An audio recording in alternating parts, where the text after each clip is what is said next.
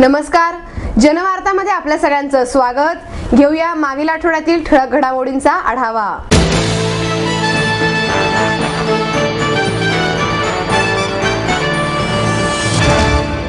महापालिकेच्या वतीने आयोजित कुस्ती स्पर्धेवरून मुख्य सभेत सत्ताधारी आणि विरोधकांमध्ये चांगलीच हमरीतुमरी झाली।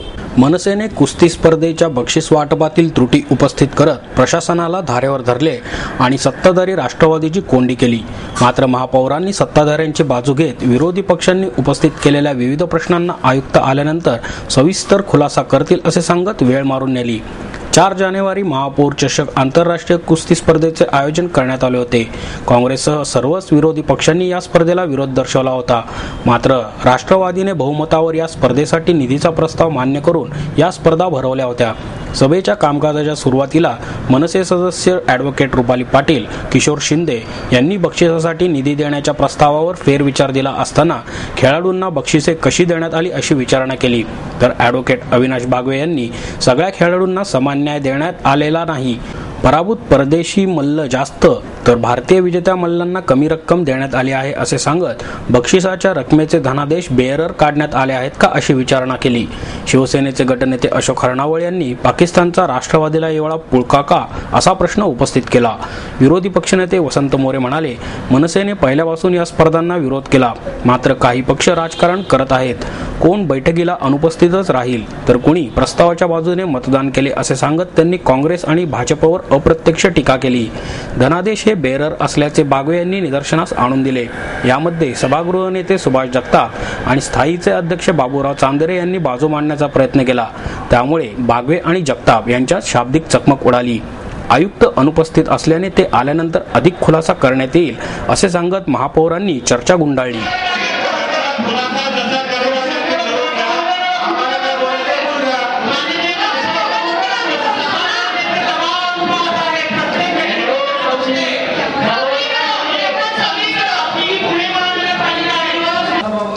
किंवा या क्रीडा क्षेत्रासारख्या क्षेत्रामध्ये त्या ठिकाणी महानगरपालिकेच्या नावाला गालबोट लावतो। फक्त 2-3 गोष्टीचा तुम्ही दोषीचा या ठिकाणी प्रामुख्याने खुलासा करावा की ज्या पद्धतीने कुठल्या देशातले खेळाडू आहेत त्याच्याबद्दल काही नाही, भेदभाव हा करू नये आपण, परंतु भेदभाव करत नसताना मग सगळ्यांना समान न्याय का देण्यात आला।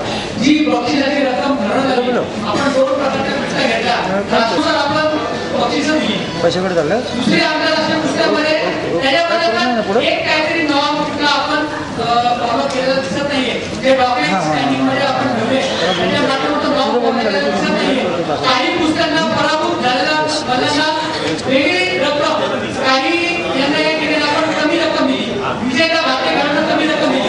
आणि आपण जर ट्रॅव्हलिंग अनाउन्सला जोडत असेल तर ट्रॅव्हलिंग अनाउन्स सगळ्यांना लावा आहे ना। आंतरराष्ट्रीय खेळाडू त्यांना मोठी रक्कम आहे आणि मग नंतर जशा पुस्तक बदलतात तसं त्यांना वेगळी रक्कम विजय खेळवतात। तर हा कुठे ठरवला नक्की याच्याबद्दल आपण एक खुलासा करावा। आणि दुसरी गोष्ट की प्रॅक्टिकली आपण चेक कसे वाटप केले हा आम्हाला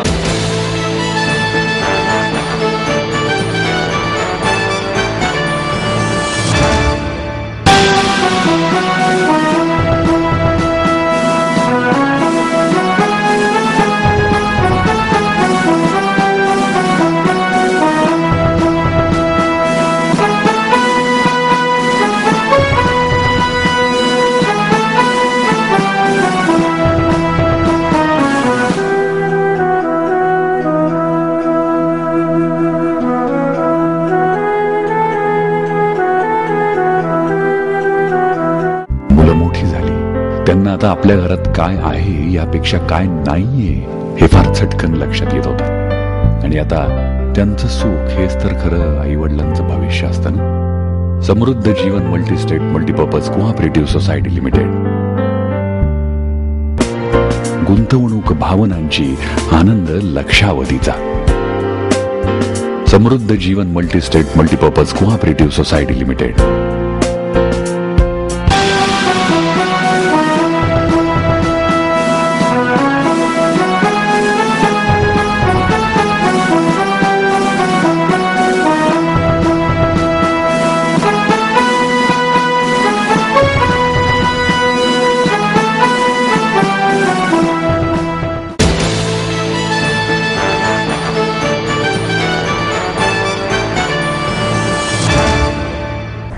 ज्येष्ठ पत्रकार विजय कुवळेकर यांनी लिहिलेल्या आतलं आकाश या कादंबरीचे प्रकाशन दाजी काका गाडगीळ यांच्या हस्ते करण्यात आले. पुणे संस्कृती वैभव ट्रस्ट आणि प्राजक्त प्रकाशन यांच्या वतीने कुवळेकर यांनी लिहिलेल्या आतलं आकाश या कादंबरीचे प्रकाशन ज्येष्ठ उद्योजक दाजी काका गाडगीळ यांच्या हस्ते करण्यात आले. या प्रसंगी चित्रकार रवी मुकुल उपस्थित होते. यावेळी निवेदक सुधीर गाडगीळ यांनी कुवळेकर यांची प्रकट मुलाखत घेतली. चित्रपटसृष्टीतील व्यापक अनुभव, साहित्यातील मुसाफिरी, पत्रकारितेतील प्रदीर्घ वाटचाल, माहिती आयुक्त पदावरील कठोर प्रशासनाचे अनुभव आणि या वाटचालीत जोडलेली असंख्य माणसे असा सारा वाटचालींचा व्यापक पट मुलाखतीतून उलगडला. कुवळेकर म्हणाले, ललित साहित्य हे जसे माणसाच्या जीवनाच्या संवेदनशीलतेने शोध घेते तशीच संवेदनशीलता पत्रकारितेतही असली पाहिजे. संवेदनशील माणसाचे जगणे आपण मांडत असल्याने वर्तमानपत्रालाही माणुसकीचा चेहरा देता आला पाहिजे असा माझा कायम प्रयत्न राहिला आहे. पत्रकारिता ही संवेदनशील असली पाहिजे हा माझा सुरुवातीपासूनच आग्रह होता. त्यामुळे संपादकपदी आल्यानंतर जाणीवपूर्वक काही बदल केले. ही संवेदनशीलता सहकाऱ्यांमध्येही रुजवण्याचा प्रयत्न केला. माजी पंतप्रधान PV नरसिंहराव, कवी कुसुमाग्रज, राजीव गांधी, खुशवंत सिंग, आशा भोसले, ज्येष्ठ व्यंगचित्रकार RK लक्ष्मण यांच्या समवेत असलेल्या अनेक रंगतात आठवणी त्यांनी यावेळी सांगितल्या. बालपणापासूनची साहित्य आणि पत्रकारितेतील खडतर वाटचाल त्यांनी मोकळेपणाने सांगितली. चित्रपटातील तसेच पटकथा लेखनातील अनुभवही त्यांनी कथन केले. काय करण्याचं मुळात कसं आलं नाही त्याचं श्रेय दांडा मंडळींना दिलं पाहिजे हे मी मोकळेपणाने सांगतो. मी तिथे आहे म्हणून मी हे म्हणतो असं नाही. आपण वृत्तपत्राचे मालक म्हणून जसे बघतो त्याच्यापेक्षा माणूस म्हणून वाढणारी ही मंडळी आहे. म्हणजे मालक हा माणूस सुद्धा असायला हरकत नसते अशी आपली अपेक्षा आहे. मी लोकमत सोडल्यानंतर सुद्धा गेल्या 10 वर्षामध्ये मी लोकमत मध्ये त्यावेळेला किती महिने होतो? 7-8 महिने होतो. पण 7-8 महिन्यामध्ये आमचे जे मानवी संबंध, हृदयाचे संबंध, मानसिक संबंध जे निर्माण झाले, जे नातं निर्माण झालं ते 10 वर्षामध्ये कुठेही कमी झालं नाही. आणि म्हणून पुन्हा आम्ही एकत्र आलेलो आहोत. याचं कारण मतभेदापेक्षा माणसावर प्रेम करणं हे त्यांचं मोठेपण आहे. आणि मला असं वाटलं की अशा ठिकाणी पुन्हा जायला काहीही हरकत नाही आणि मी काही चांगलं करू शकतो निश्चितपणानं. पुन्हा कुठे जायचं याचा सुद्धा विवेक परमेश्वरानं मला दिलेला आहे.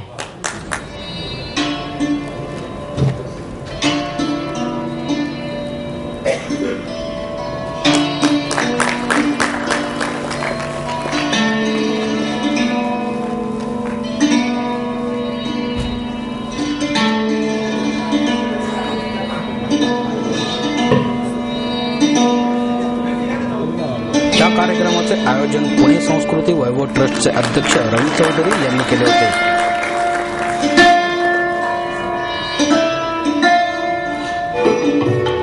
त्याचप्रमाणे सुप्रसिद्ध चित्रकार माननीय रवी मुकुल हे मूळचे उस्मानाबाद, धन्यवाद. त्याचप्रमाणे निष्ठील पद्धतीने वाजरवाई पद्धतीने मुलाखत घेणारे माननीय अभ्यासक ते हो म्हणाले, धन्यवाद. माननीय उत्सवमूर्तीचा सत्कार आपल्याला मुलाखती आधीच करण्यात येणार आहे.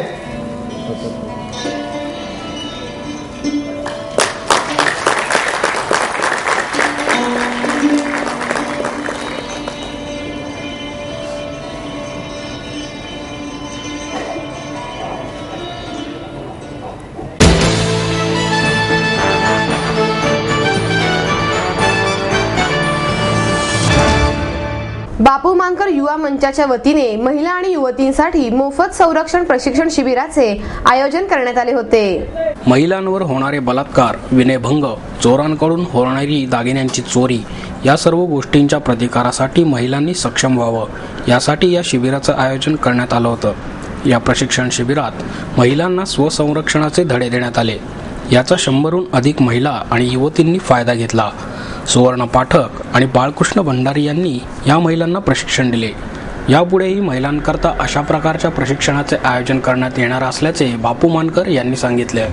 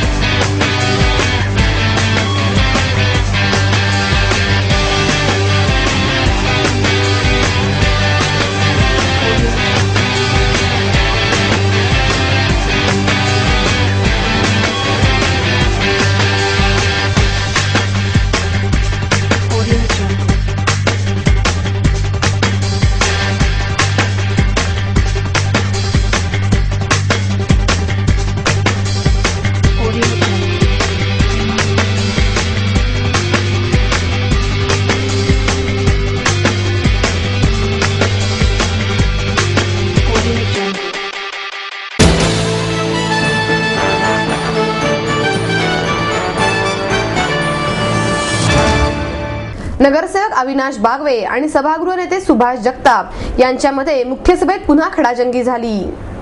मागील आठवड्यात स्थायी समितीच्या बैठकीत अविनाश बागवे आणि सभागृह नेत्यांच्या झालेल्या खडाजंगीचे पडसाद पुन्हा मुख्य सभेत उमटले।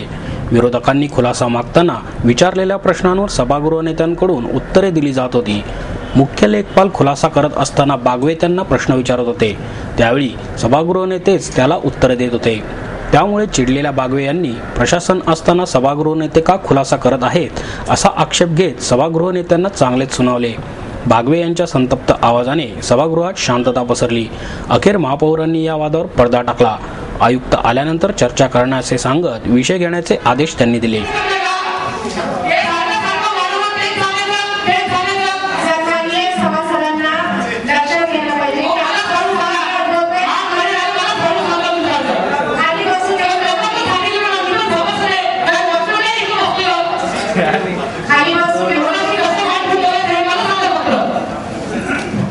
Bora.